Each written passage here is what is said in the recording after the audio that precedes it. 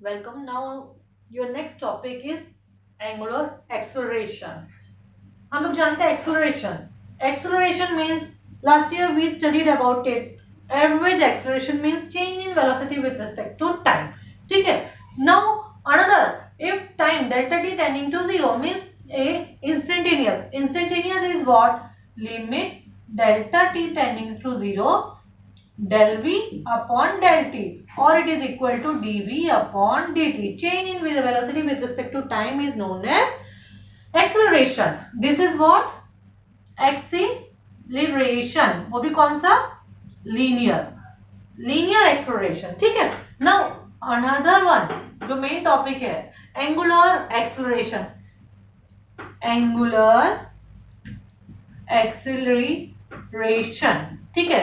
Angular expression को denote करते हैं हम अल्फा से, और अल्फा होता है हमारे D omega upon D T. ठीक है.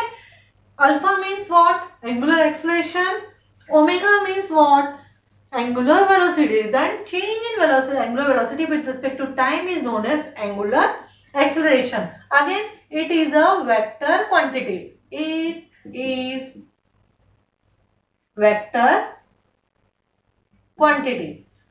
Now it is again vector quantity, and unit SI unit is radian per second square. Because हम लोग को पता है अल्फा मीन्स एक्सलेशन की SI यूनिट होती है मीटर पर सेकेंड स्क्वायर.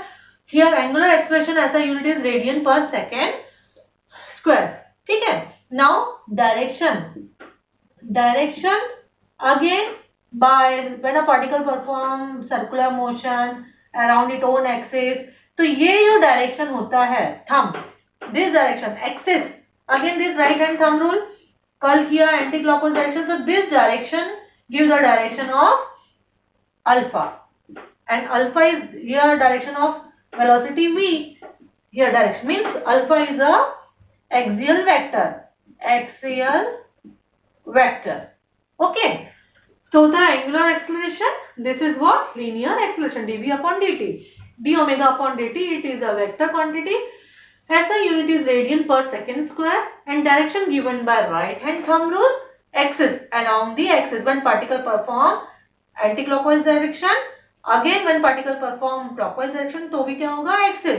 ये इनवर्ड और ये आउटवर्ड. ऐसा हुआ. ठीक है. अंडरस्टूड ना?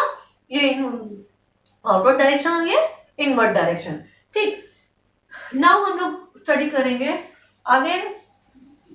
Next topic is relation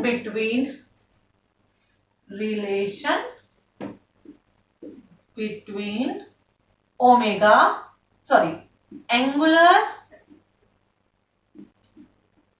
acceleration and linear acceleration. ठीक है. तो means what? Alpha and A. ठीक है. Now you know very well A is equal to limit delta tending to zero del v upon del t, और it is given by dv upon dt. यहाँ delta T you know very well ना, कि delta T means when time tend to zero, very small time. ठीक है. तो it is given by dv upon dt. It will become dv upon dt a. Now v equal to r omega. इससे पहले हम लोग पढ़ चुके हैं. therefore a equal to d by dt of r omega. Correct. Now again by differentiation, first function into d by dt of second plus second into d by dt of first. Now since r is constant, then what? dr upon dt equal to 0. Correct. And d omega upon dt is alpha. ठीक है. तो by putting this value we get therefore a equal to r into alpha. This is relationship between linear acceleration and angular acceleration. a is equal to r alpha. ठीक है. After completing this topic, अभी देख लिया आप लोग ने एक बार clear. A equal to limit delta t tending to 0 del v upon del t, A equal to dv upon dt, v is equal to r omega. तो A equal to d by dt of r omega means r d by dt of omega, omega dr upon dt. dr upon dt हमारे पास 0, why 0? Because r is radius. ठीक. Now r is constant, यहाँ लिखना पड़ेगा हम लोग को, r is radius of circle and it is constant. ठीक है. Now dr upon dt is again 0 and d omega upon dt हमको पता है what? Alpha. Therefore A is equal to alpha. Then last concluding जो निकला हम लोगों का वो ये निकला, तीन रिलेशन पढ़े हमने, S is equal to R theta and तीन रिलेशन होते हैं, S is equal to R theta, V equal to R omega and A equal to R alpha. Correct? So when angular multiply it with r means radius, it will become linear. Angular multiply with radius, it will become linear. Angular multiply with radius, it will become linear. Okay, clear? अब हमारा next topic आएगा, ये हो गया complete. अब हमारा next topic आएगा kinematic में सर्कुलर मोशन और नॉन यूनिफॉर्म सर्कुलर मोशन. उससे पहले हम लोग को पता है क्या? Time period. Time period means what? Time period means distance covered, t 2 pi r upon v upon velocity.